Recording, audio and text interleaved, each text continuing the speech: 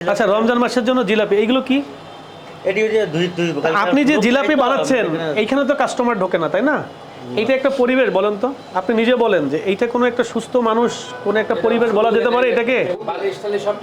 এইটাকে একটা সুস্থ, এই যে হাইড্রোজ ব্যবহার করতেছে এটা তো নিষিদ্ধ। হ্যাঁ, আপনি বলেন এইখানে একটা সুস্থ, এইটা কি করবেন? এই যে দেখো, এইটা দেখেন, এইটা কি আপনার? এটা কালকের, এটা রাখছেন কেন এইভাবে?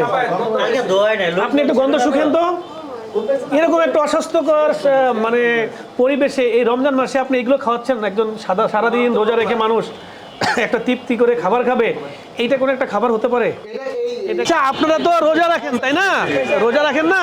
রোজা রাখার পর ইফতারিতে কি খান?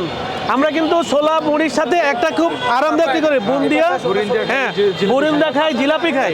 তো আমরা যে জিলাপি এবং বুরিন্দা যে বানাচ্ছিল পিছনে অত্যন্ত অস্বাস্থ্যকর একটা, যেখানে মানে এটা বলার মতো একটা জায়গা না। এবং আমাদের জিলাপিতে দেখেন এই যে একটা যে দিছে কেমিক্যাল, এইটা হাইড্রোস, এইটা কিন্তু একটা নিষিদ্ধ পণ্য। হ্যাঁ, এটা কিন্তু ক্ষতিকর এবং নিষিদ্ধ। এরা কি করতেছে, এই হাইড্রোস দিয়ে কি করতেছে এরা? এটা জিলাপি বানাচ্ছে, যেটা স্বাস্থ্যের জন্য মারাত্মক হুমকি স্বরূপ। আপনি সারাদিন কষ্ট করে রোজা থাকতেছেন, রোজা থাকার পরে কি হচ্ছে, মানুষ তারা ভালো খাবার খাবে, তাই না? জিলাপি কিন্তু তৃপ্তিদায়ক খাবার। কি করতেছে তারা? এই যে এখানে নাম কি, এটা মুসলিম মিষ্টি ঘর। মুসলিম মিষ্টি ঘর, এইটার আপনি এখানে আসেন, এই দেখেন উনি এটার উনি নিজেও দেখছে যে ঘরটার মধ্যে এগুলো বানাচ্ছে এটা অত্যন্ত অস্বাস্থ্যকর এবং নোংরা। কিন্তু আপনারা তো ভেতরে ঢুকতে পারেন না। সাধারণ কি করেন, সুন্দর করে বাহারি রং এই যে হাইড্রোস দিয়ে যখন সুন্দর করা হয় আপনারা সন্ধ্যের সময় কিনে আসেন। এই জিনিসগুলো দেখার জন্য বিএসটিআই সারা বছরই ভেজালের বিরুদ্ধে এবং ভালো খাবারের যাতে সাধারণ ক্রেতা খেতে পারে, সাধারণ জনগণ যাতে খেতে পারে, বিএসটিআই সারা বাংলাদেশে অনেকগুলো মোবাইল কোর্ট পরিচালনা করতেছে। এরই অংশ হিসেবে আজকে আমরা এই যে খিলগাঁওস্থ এই যে মুসলিম মিষ্টি ঘরে এসে আমরা কি পেলাম, এইটা দেখেন পচা খামির, জিলাপির পচা খামির, হ্যাঁ পচা খামির, নিষিদ্ধ হাইড্রোস। দেখেন দই রাখছে, দেখেন এইটা দেখেন দই। এই অবস্থায় কি মানুষ করতে পারে? একটা মানুষের ন্যূনতম অনুশোচনা থাকতে হবে, যে প্রোডাক্টটা আপনি খেতে পারবেন না সেটা কেন সাধারণ মানুষকে কেন খাওয়াবেন?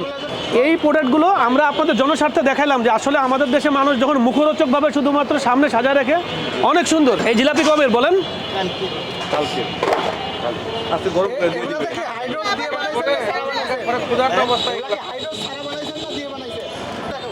এই যে প্রোডাক্টগুলো বানাচ্ছেন, আমি একটু বলি, এই প্রোডাক্ট তো খাওয়ার উপযোগী না, এটা আপনি তো স্বীকার করেন। যেহেতু খাওয়ার উপযোগী না, যে খাবারগুলো মানুষ খেতে পারবে না সেটা তো রেখে লাভ নাই। কারণ আমরা যদি এগুলো ধ্বংস না করি কি হবে, এটা পরবর্তীতে আবার আপনি বিক্রি করবেন। সো আমরা জনসম্মুখে সাধারণ ক্রেতা জনগণ যাতে